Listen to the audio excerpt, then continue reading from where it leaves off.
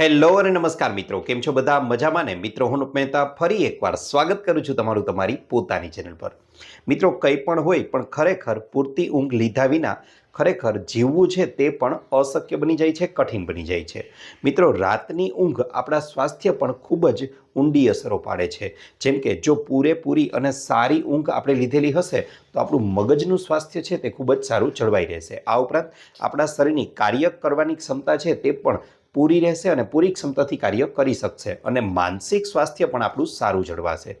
સ્વાસ્થ્યને લગતી લગભગ તમામ બાબતોને એક સારી અને ગુણવત્તાયુક્ત ઊંઘ છે તે ચોક્કસપણે અસર કરે જ છે. આ ઉપરાંત મિત્રો, વાત કરવા જાઉં તો આજકાલની તણાવયુક્ત લાઇફસ્ટાઇલ જે બની ગઈ છે તેમાં મોટા ભાગના લોકો છે તે સારી અને ગુણવત્તાયુક્ત ઊંઘથી નથી લઈ શકતા. પૂરતો આરામ કર્યા પછી પણ તે લોકો છે તે થાકનો અનુભવ કરે છે. ઘણીવાર એવું બને છે કે પોતાની જેટલી કાર્યક્ષમતા છે, જેટલી કેપેસિટી છે તેટલી તે કાર્ય કરી નથી શકતા, તેટલી ઝડપથી અથવા તેટલી એફિશિયન્સીથી તે કાર્ય નથી કરી શકતા. આ ઉપરાંત વાત કરવા જાઉં તો લાંબા ગાળે તેઓ ઘણીવાર શરીરના જુદા જુદા અવયવોને લગતી જુદી જુદી પ્રકારની સમસ્યાઓ પણ અનુભવે છે.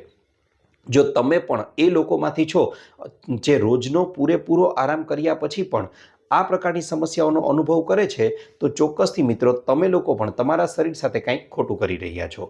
આજના આ વિડીયોમાં હું તમને લોકોને એક્ઝેક્ટલી એ જણાવવાનો છું કે સારી અને ગુણવત્તાયુક્ત ઊંઘ લેવા માટે આપણે લોકોએ એવી કઈ ટેવો છે જેને પાળવી જોઈએ, જેને અપનાવવી જોઈએ અને એવી કઈ ટેવો છે કે જેને ખરેખરમાં હવે સુધારી લેવાની જરૂર છે. જે ટેવો આપણે લોકો માટે ખરાબ ટેવો છે અને જેનાથી આપણે લોકો આ ગુણવત્તાયુક્ત અને સારી ઊંઘ છે તે નથી લઈ શકતા. મિત્રો, આ જુદી જુદી ટેવોની વાત કરવા જઈએ તો તેમાં સૌથી પહેલાં તો મિત્રો વાત કરવા જઈએ તો એવી કઈ ખરાબ ટેવો છે કે જે આપણે લોકોએ અત્યારે છોડી દેવી જોઈએ કે પછી એમાં સુધારો કરી લેવો જોઈએ. તેમાં નંબર 1 ઉપર વાત કરવા જાઉં તો સૌથી પહેલાં તો મિત્રો, રોજે રોજ જુદા જુદા સમયે સૂવાની ટેવ છે તે સૌથી વધારે ખરાબ છે. કારણ કે રોજે રોજ તમે જુદા જુદા સમયે જ્યારે સૂવા માટે જાઓ છો ત્યારે ખરેખરમાં તો તમારા શરીરની જે આંતરિક ઘડિયાળ છે તે ડિસ્ટર્બ થઈ જાય છે. આ ઉપરાંત મિત્રો, તમે લોકો આગળ વાત કરવા જાઓ તો આવી રીતે તમે સૂવાનો ટાઈમ પસંદ કરો છો તો તેનાથી તમારો મૂડ છે તેના પર પણ અસર પડે છે, માનસિક સ્વાસ્થ્ય છે તે પણ બગડે છે, ભૂખ છે, હૃદયના સ્વાસ્થ્ય પર પણ તેની ચોક્કસથી ગંભીર અસરો જોવા મળે છે. આ ઉપરાંત એક આદર્શ સમયની વાત કરવા જાઓ મિત્રો તો રાત્રે 9 વાગ્યાથી માંડી અને વહેલી સવારે 5 વાગ્યા સુધીનો સમય છે તે સૂવા માટેનો શ્રેષ્ઠ સમય માનવામાં આવેલો છે. આ ઉપરાંત મિત્રો, જે લોકો કલાકો સુધી ઘણીવાર બપોરે પણ સૂતા રહે છે તેમના માટે તો રાત્રે ઊંઘ આવવી કઠિન જ છે. અને જો તમે લોકો પણ ફરજિયાતપણે બપોરે સૂવા જ માંગો છો તો 15થી 20 મિનિટ સુધી મેક્સિમમ બરાબર છે. એથી વધારેની ઊંઘ બપોરના સમય માટે આપણે જરૂરી નથી. આ ઉપરાંત મિત્રો, વાત કરવા જાઉં તો ટેવ નંબર 2 કે જેને સુધારવી જોઈએ તો એ છે ખોટી રીતે સૂવાની ટેવ. જી હા મિત્રો, સૂવાની ટેવ ખોટી કઈ કઈ છે તે પહેલાં તમને જણાવી દઉં તો ઘણા લોકો છે તે એક પડખે પોતાના બંને હાથ અથવા એક હાથ છે તેને બે પગ વચ્ચે રાખી અને આપણે આમ આપણી દેશી ભાષામાં કહેવા જઈએ ને તો ટૂંટિયું વળીને સૂવે છે. હવે આનાથી બને છે એવું કે તેના ગરદનના સ્નાયુઓ અને પોતાના પીઠના સ્નાયુઓને લાંબા ગાળે ગંભીર અસરો થઈ શકે છે.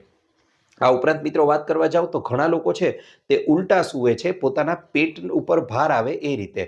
હવે આનાથી મિત્રો બનશે એવું કે તમારું પેટ છે તે મોટું અને ગોળ થતું જશે અને તેનાથી આપણને નુકસાન થશે. આ ઉપરાંત મિત્રો, વાત કરવા જાવ તો ઘણા લોકોને એવી ટેવ હોય છે કે હાથ લાંબો કરી અને તેના પર માથું રાખીને સૂવે છે. આનાથી હાથના સ્નાયુઓનો દુખાવો થવાની શક્યતાઓ રહે છે અને તેનાથી આપણે લોકોને નુકસાન થાય છે. આ ઉપરાંત ઘણા લોકોને એવી ટેવ હોય છે કે ચાદર છે કે પછી ધાબળો છે કે બ્લેન્કેટ છે, કોઈ પણ વસ્તુઓ છે તેને સંપૂર્ણપણે આખી ઓઢી લે છે અને આ ઓઢી લીધા પછી જ તેમને ઊંઘ આવે છે. મિત્રો, આનાથી મોટામાં મોટું નુકસાન એ થાય છે કે આપણા શરીરને જે પૂરતી માત્રામાં ઓક્સિજન મળવો જોઈએ તે નહીં મળે અને તેનાથી પણ એક સારી અને ગુણવત્તાયુક્ત ઊંઘ છે તે આપણે લોકો નથી લઈ શકતા. મિત્રો, ત્યારબાદ વાત કરવા જાઉં તો જે લોકોને કમરનો દુખાવો રહે છે તે લોકોએ તો ખરેખર સીધું સૂવાનો આગ્રહ રાખવો જોઈએ, કારણ કે તેનાથી તેમની કરોડરજ્જુ છે તે સીધી રહે છે. આ ઉપરાંત મિત્રો સામાન્ય રીતે ડાબા પડખે સૂવું એ સૌથી શ્રેષ્ઠ પરિસ્થિતિ, સૌથી શ્રેષ્ઠ કન્ડિશન છે તે માનવામાં આવે છે, કારણ કે તેનાથી સ્વાસ્થ્યને લગતા ઘણા બધા ફાયદાઓ આપણા શરીરમાં જોવા મળે છે. તેનાથી લોહીનું પરિભ્રમણ છે તે સુધરે છે, તેની સાથે સાથે લીવર પર આવતું વધારાનું દબાણ છે તે પણ ઓછું થાય છે. છાતીની બળતરા થતી હોય તો તેને પણ અટકાવે છે અને આંતરડાઓને પણ બરાબર રીતે સાફ કરવામાં આ રીતે સૂવાની પરિસ્થિતિ છે, કન્ડિશન છે તે ખૂબ જ વધારે ફાયદો કરે છે. મિત્રો ઉપરાંત વાત કરવા જાઉં તો ઊંઘ એવી વસ્તુ છે જે ક્યારેય પૂરી જ નથી થતી. ઘણા લોકોને એવી ટેવ હોય છે કે વહેલી સવારે એલાર્મ મૂકી અને પછી તેઓ ઊંઘી જાય છે રાત્રે, અને વહેલી સવારે જ્યારે ઉઠે છે ત્યારે એલાર્મ વાગે છે ત્યારે પણ તેમને એવું મન થાય છે કે હજી 5 કે 10 મિનિટ સૂઈ લઉં, અને તેના પરિણામ સ્વરૂપે તેઓ એલાર્મનું સ્નૂઝ બટન છે તે દબાવી દે છે. હવે મિત્રો આનાથી બનશે એવું કે 5 કે 10 મિનિટ પછી એલાર્મ વાગશે તો આ 5 કે 10 મિનિટ દરમિયાન તમારું શરીર છે તે પૂરતી ઊંડી ઊંઘ જે આવવી જોઈએ, સારી ગુણવત્તાયુક્ત ઊંઘ આવવી જોઈએ, એ ઊંઘ નહીં લઈ શકે, અને તેના પરિણામ સ્વરૂપે બનશે એવું કે આખો દિવસ તમે લોકો થાકનો અહેસાસ કરશો, કંટાળાનો અહેસાસ કરશો, અને ઘણીવાર તો ઘણા લોકોને ચક્કર આવવા જેવી સમસ્યા પણ જોવા મળે છે. માટે હંમેશા એક વસ્તુ યાદ રાખવાની છે કે જો પૂરતો આરામ લેવો હોય, વધારે આરામ લેવો હોય તો તમારે લોકોએ વહેલા સૂવાનો આગ્રહ રાખવો જોઈએ, નહીં કે મોડા ઉઠવાનો, અને એટલું નક્કી કરીને સૂવું જોઈએ કે અલાર્મ વાગશે એટલે પહેલી જ વારમાં અમે લોકો ઊભા થઈ જશું, નહીં કે સ્નૂઝ બટન દબાવીએ.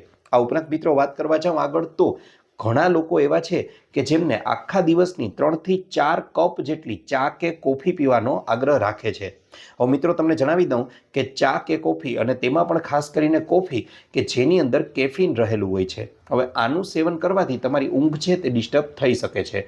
તો શું કરવું? તો તમે જ્યારે પણ સૂવાના છો તેના ઓછામાં ઓછા 8 થી 10 કલાક પહેલાં તમે કોફી પી શકો છો, ત્યારબાદ કોફી ન પીવી જોઈએ, કારણ કે તે તમારી સારી અને ગુણવત્તાયુક્ત ઊંઘ છે તેને ડિસ્ટર્બ કરી શકે છે. આ ઉપરાંત મિત્રો વાત કરવા જાઉં આગળની ભૂલની, તો ઘણીવાર ઘણા લોકોને ટેવ હોય છે, ઘણા લોકોને નહીં, ઇવન આજકાલ તો લગભગ મોટા ભાગના લોકોને એવી ટેવ પડી ગઈ છે કે સવારનું અને બપોરનું ભોજન તો બરાબર છે, પણ રાત્રિનું ભોજન તે લોકો સૌથી હેવી ડિનર કરે છે, સૌથી ભારે ભોજન લે છે, અથવા તો ઘણા લોકોને એવી ટેવ હોય છે કે તેઓ રાત્રે કાંઈ જમતા જ નથી. મિત્રો આ બંને પરિસ્થિતિ એવી છે કે જે આપણી ઊંઘને ખરાબ કરવા માટે પૂરતી છે. માટે આ બંને પરિસ્થિતિથી ચેતી જવું જોઈએ અને આવું ન થાય તેનું ધ્યાન રાખવું જોઈએ. આ ઉપરાંત સૂતા સમયે ઘણા લોકો છે તે ખૂબ જ વધારે પાણી પીવાનો આગ્રહ રાખે છે, અને તેના પરિણામે પણ તેમની ઊંઘ છે તે ડિસ્ટર્બ થવાની શક્યતાઓ વધી જાય છે. શું કામ એ તમે સમજી જ શકો છો. આ ઉપરાંત મિત્રો ઘણા લોકો એવા હોય છે કે જેમને રાત્રિના સમયે અથવા સાંજના સમયે કસરત કરવાની આદત હોય છે. હવે આ કસરતના પરિણામ સ્વરૂપે પણ તમારી ઊંઘ છે તે ડિસ્ટર્બ થઈ શકે છે, કારણ કે મિત્રો તમે રાત્રિના સમયે જ્યારે કસરત કરો છો તો તેનાથી બનશે એવું કે તેનાથી તમારું શરીર અને તમારું મગજ છે તે એકદમ જાગૃત થઈ જાય છે, અને તેના પરિણામ સ્વરૂપે આ સમય પછી હવે ફરીથી આપણે લોકોએ ઊંઘ લાવવી એ થોડું કઠિન બની જાય છે.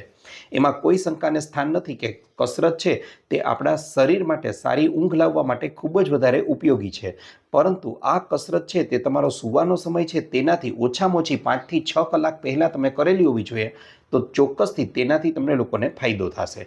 આ ઉપરાંત મિત્રો વાત કરવા જાઉં તો આગળની જે ખરાબ ટેવ છે તે પણ આપણે છોડવી જોઈએ, અને તે આજકાલ સૌથી વધારે બધા લોકોમાં જોવા મળે છે, અને એ છે સૂતા પહેલાં ગેજેટ્સનો ઉપયોગ. જી હા મિત્રો, આજે બધા લોકોને ખબર છે, પણ મોટાભાગના લોકો છે તે આ આદતને છોડી નથી શકતા.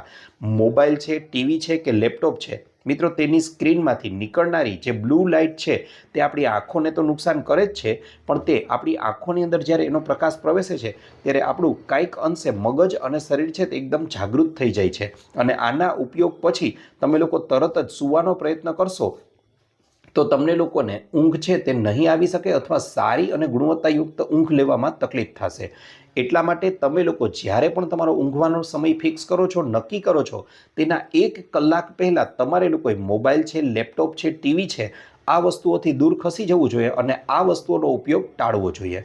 મિત્રો આ તો હતી કેટલીક ખરાબ ટેવો કે જે આપણે લોકોએ સુધારવી જોઈએ, પરંતુ હવે એવી કેટલીક સારી ટેવો જણાવવાનો છું, એવા કેટલાક ઉપાયો જણાવવાનો છું કે જેને કરવામાં આવે તો તમારી રાત્રિની ઊંઘ છે તે તમને લોકોને ખૂબ જ સરળતાથી આવી જશે.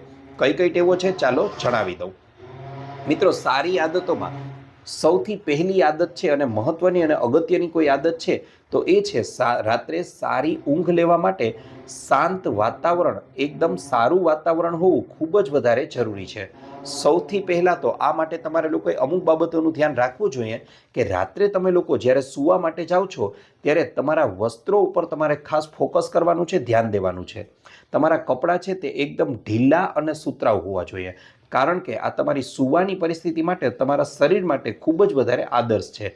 આ ઉપરાંત મિત્રો વાત કરવા જાઓ તો તમારા રૂમનું ટેમ્પરેચર, જો તમે એસીનો યુઝ કરી રહ્યા છો તો રૂમનું ટેમ્પરેચર છે તે 20થી 24ની વચ્ચે રાખવું જોઈએ. આ સૂવા માટેનું એક આદર્શ તાપમાન માનવામાં આવ્યું છે. આ ઉપરાંત મિત્રો વાત કરવા જાઓ તો એ પણ જરૂરી છે કે તમારા રૂમમાં અંધારું હોય, તેની સાથે સાથે શાંતિ હોય, અને આ ઉપરાંત ચોખ્ખાઈ હોવી પણ ખૂબ જ વધારે જરૂરી છે. તેની સાથે તમે લોકો જે કોઈ પણ પિલ્લો છે, જે કોઈ પણ મેટ્રેસીસ છે, એટલે કે ગાદલા અને ઓશિકાનો ઉપયોગ કરો છો તે પ્રમાણમાં ખૂબ જ વધારે સખત પણ ન હોવા જોઈએ અને ખૂબ જ વધારે નરમ પણ ન હોવા જોઈએ. આનું ચોક્કસથી ધ્યાન રાખશો તો આ વસ્તુ તમને સારી અને ગુણવત્તાયુક્ત ઊંઘ લેવામાં ખૂબ જ વધારે ફાયદો કરશે. ત્યારબાદ મિત્રો આગળની એક વાત કે જે સારી ટેવ છે તેની વાત કરવા જાઉં તો એ છે સૂતા સમયે સાચી દિશાની પસંદગી. મિત્રો આ બાબતમાં મોટા ભાગના લોકો છે તે આ વસ્તુને અવગણે છે. હવે શા માટે સાચી દિશાની પસંદગી તો એ જણાવી દઉં. મિત્રો સૌથી પહેલાં તો આપણો વિસ્તાર જે છે, આખો ભારત દેશ કે આખું આપણું રાજ્ય છે તે ખરેખરમાં તો પૃથ્વીના ઉત્તર ધ્રુવમાં છે, અને તેના પરિણામ સ્વરૂપે બનશે એવું તમને ખ્યાલ છે એ પ્રમાણે કે પૃથ્વી આખી પોતે પણ એક મેગ્નેટ છે, એક ચુંબક છે, અને ચુંબકને 2 ધ્રુવો હોય છે, ઉત્તર ધ્રુવ અને દક્ષિણ ધ્રુવ. હવે North Pole and South pole.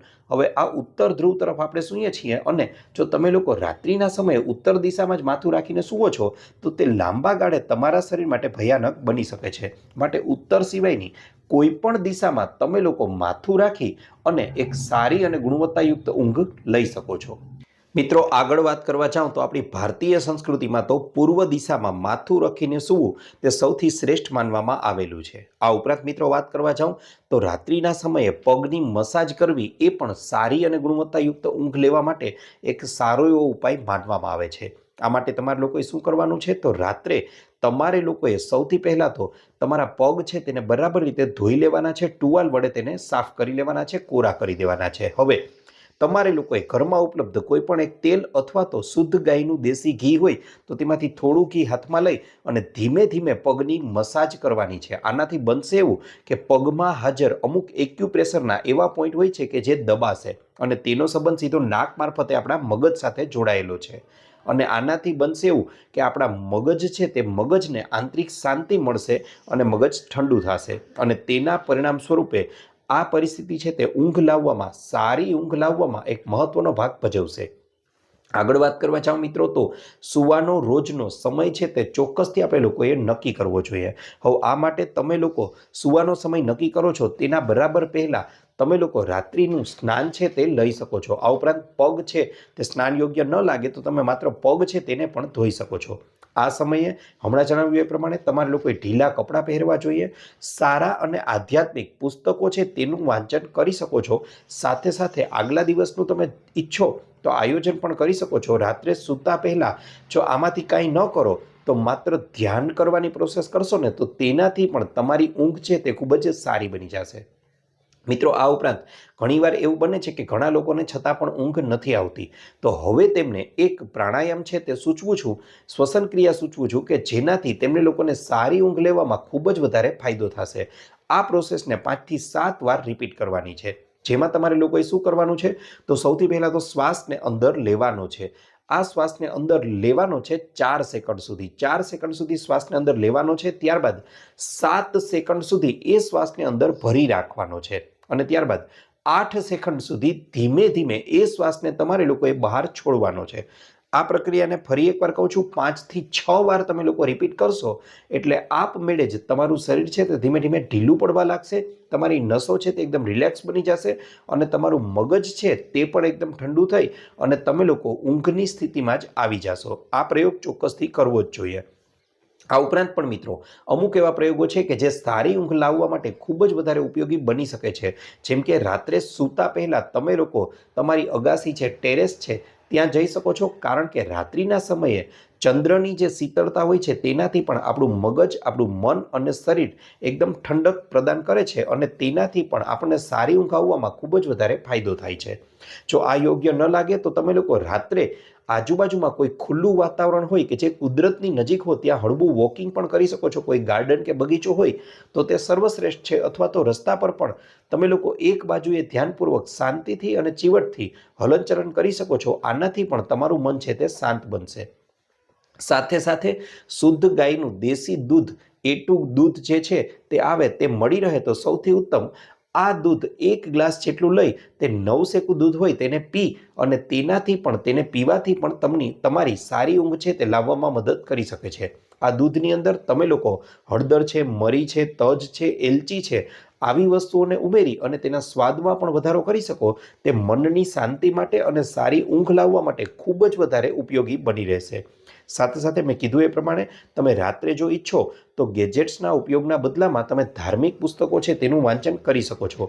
તેનાથી તમારા મગજમાં હકારાત્મક પોઝિટિવ થિંકિંગ એટલે કે હકારાત્મક વિચારો છે તે ખૂબ જ સારા એવા આવશે.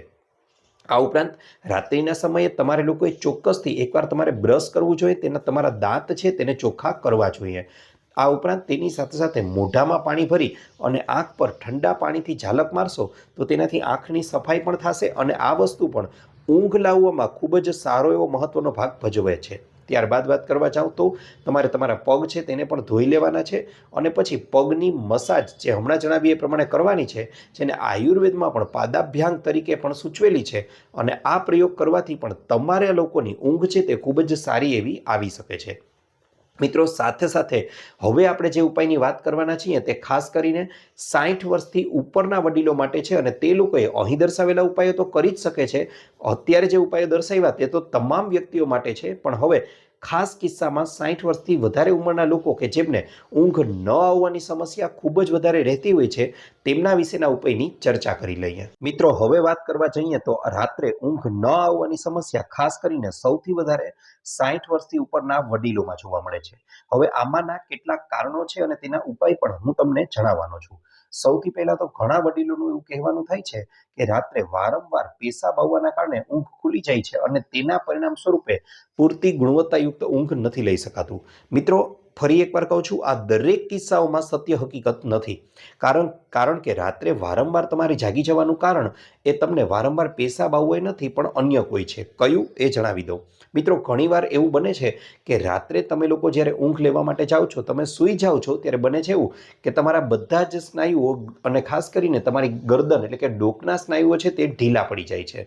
આ નસો ઢીલી પડી જવાના પરિણામે તમારી શ્વાસ નળી છે તે બ્લોક થાય છે અને તેના પરિણામ સ્વરૂપે ઓક્સિજનની પૂરતી માત્રા મગજ સુધી ન પહોંચવાને કારણે હાર્ટ છે તે વધારે લોહીનું પમ્પિંગ કરવા લાગે છે. હાર્ટ દ્વારા વધારે લોહીનું પમ્પિંગ થવાના પરિણામે બનશે એવું કે શરીરમાં બ્લડનો ફ્લો છે, પ્રવાહ છે તે વધી જશે, બ્લડ પ્રેશર થોડું વધશે અને આને નોર્મલ કરવા માટે કિડની છે તે વધારે માત્રામાં પેશાબ બનાવવા લાગે છે.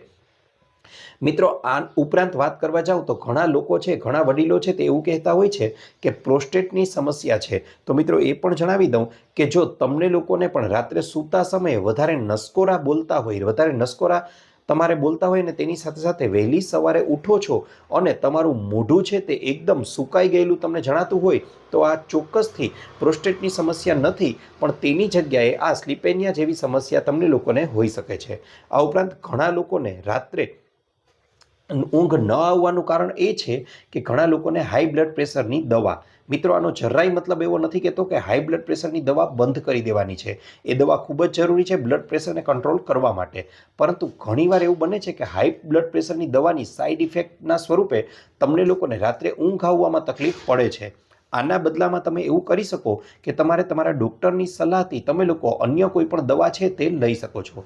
તેની સાથે સાથે એક અગત્યની અને મહત્વની મિત્રો વાત કરવા જાઉં તો મોટાભાગના વડીલોને એવી આદત હોય છે કે રાત્રે ઊંઘ ન આવે તો ઊંઘની દવા લેવાનો તેઓ આગ્રહ રાખે છે. પણ ખરેખરમાં એક પ્રશ્ન પૂછવામાં આવ્યો તો તેનો જવાબ કંઈક આવો મળ્યો હતો કે શું તમે રાત્રે ઊંઘની દવા લઈ અને સૂઈ તો જાઓ છો, પણ પછી ઉઠો છો ત્યારે શું તમે ખરેખરમાં પૂરતી ગુણવત્તાયુક્ત ઊંઘ મેળવી લીધી છે એવો અહેસાસ થાય છે? તો કદાચ ખરેખરમાં જવાબ એવો જ હતો કે ના, ઉઠીએ છીએ ત્યારે તો એકદમ માથું ભારે લાગે છે, ઘણીવાર તો ચક્કર પણ આવે છે અને થાકનો અહેસાસ થાય છે। મિત્રો આ વસ્તુ તો ખરેખરમાં એના જેવી છે કે કોઈ એક ચાપ છે તેને આપણે લોકો બંધ કરી દઈએ અને ઉપકરણ બંધ થઈ જાય છે અને ફરી પાછી ચાપ ચાલુ કરશું ત્યારે ફરીથી ઉપકરણ શરૂ થઈ જાય છે। આ જ વસ્તુ બને છે અને તેના પરિણામ સ્વરૂપે આ ઊંઘની દવા છે તે પણ આપણા લોકોને કંઈક અંશે અસર કરે છે, ખાસ કરીને વડીલોમાં। પણ એનો મતલબ એ લેવાનું બંધ નથી કરી દેવાનું, પણ તેની સાથે સાથે આ વિડીયોમાં અગાઉ જણાવેલા ઉપાયો આપણે કરવા જોઈએ અને તેની સાથે સાથે હવે જે ઉપાય જણાવવાનો છું તે ઉપાય કરશો તો તમે લોકો એક સારી અને ગુણવત્તાયુક્ત ઊંઘ લેવામાં ખૂબ જ વધારે તમને ફાયદો થશે। સૌથી પહેલાં તો મિત્રો તમે રોજ સવારે જ્યારે ઉઠો છો ત્યારે તમારે લોકોએ પૂરતો તડકો, કુમળો તડકો છે તેમાં અડધીથી પોણી કલાક ચોક્કસથી બેસવું જ જોઈએ। તેની સાથે સાથે એક્યુપ્રેશરના 1 થી 2 પોઈન્ટ એવા બતાવું છું કે જેને તમે લોકો દબાવશો તો તેનાથી પણ સારી ઊંઘ આવવામાં ખૂબ જ વધારે ફાયદો થશે। જેમ કે સૌથી પહેલો એક્યુપ્રેશરનો પોઈન્ટ આપણા લોકોની અહીં બંને આંખની વચ્ચેનું આ પોઈન્ટ છે તેને આ રીતે આપણે લોકોએ અહીં દબાવવાનો છે, આ રીતે તેમાં મસાજ કરવાની છે લગભગ 10 સેકન્ડ સુધી। આ પ્રયોગને તમારે લોકોએ 3 વાર કરવાનો છે। તે જ રીતે તમારો કાનનો આ જે પાછળનો ભાગ છે આ પોઈન્ટ, ત્યાં પણ બંને કાનની નીચે તમારે લોકોએ આ રીતે અહીં પ્રેસ કરી અને હળવા હાથે આ રીતે ગોળાકાર મસાજ કરવાની છે।